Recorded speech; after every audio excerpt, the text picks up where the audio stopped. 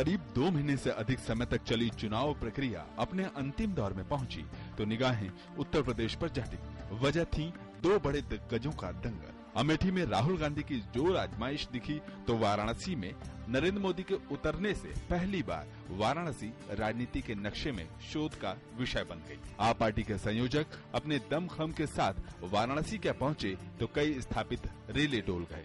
डोली तो इस बार अमेठी भी, जब कभी कुमार विश्वास ने अपने बेबाक अंदाजों के साथ विकास की कविताएं गढ़ी तो बेचैनी चारों ओर दिखी। कांग्रेस और राहुल की कर्म भूमि अमेठी में भंवर घूमे और स्मृति ईरानी भी कमल थामे पीछे न रही। उत्तर प्रदेश में दांव रायबरेली का भी है। सोनिया गांधी की इस सीट पर जनादेश किसके साथ होगा यह भी जनमानस के मन सहज ही बैठ गया है। राजनीति का यह दावपेच पूर्वांचल में खिलता दिखा तो पीछे मैनपुरी के बादशाह मुलायम भी न रहे। आजमगढ़ से भी चुनावी समर में उतर गए। चुनौती में वर्तमान सांसद और भाजपा के उम्मीदवार रमाकांत यादव अपने ही अंदाज में डटे रहे।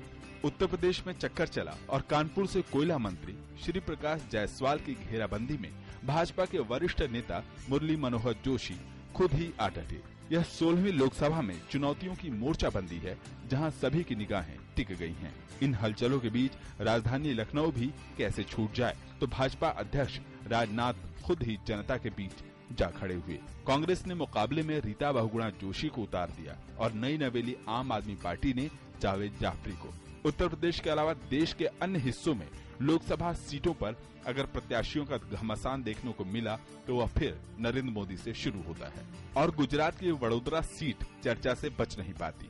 यहाँ से उन्हें चुनौती देने के लिए कांग्रेस महासचिव मधुसूदन मिस्त्री आ डटे। पंजाब के अमृतसर से भाजपा के वरिष्ठ नेता अरुण जेटली पहली बार लोकसभा का चुनाव लड़ने पहुंचे तो मुकाबले में कैप्टन दिखाई दिए। यहाँ कांग्रेस के प्रत्याशी और पंजाब के पूर्व मुख्यमंत्री कैप्टन अमरिंदर सिंह मोर्चेबंदी में जुटे रहे।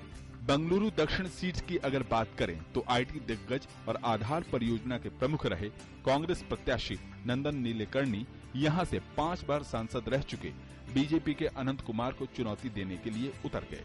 पश्चिम बंगाल की बांकुड़ा सीट पर सबकी निगाहें हैं। यहां से लगातार 9 बार सांसद रह चुके सीपीएम के वासुदेव आचार्य 10वीं बार चुनावी मैदान में हैं। यहाँ तृणमूल कांग्रेस ने स्टार रही अभिनेत्री मुनमुन सेन को उतारा है। बिहार का सारण भी चर्चा में रहा।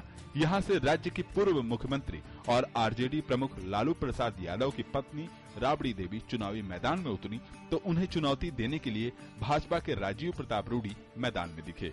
बिहार की हाजीपुर सीट भी लोगों की उत्सुकता का केंद्र रही। यहाँ से लोजपा प्रमुख रामविलास पासवान मैदान में हैं। उन्हें चुनौती दे रहे हैं जेडीयू के रामसुंदर दास। रामविलास पासवान ने इस सीट से वर्ष 1977 के चुनाव में और 1989 के चुनाव में रिकॉर्ड मतों से जीत हासिल की थी, लेकिन 2000 के चुनाव में उन्हें पराजय का मुंह देखना पड़ा था। उन्हें मात दी 88 साल के रामसुंदर दास ने। इस बार भाजपा के साथ गठबंधन के सहारे रामविलास पासवान फिर मैदान में हैं और उनके मुकाबले में 93 साल के रामसुंदर दास।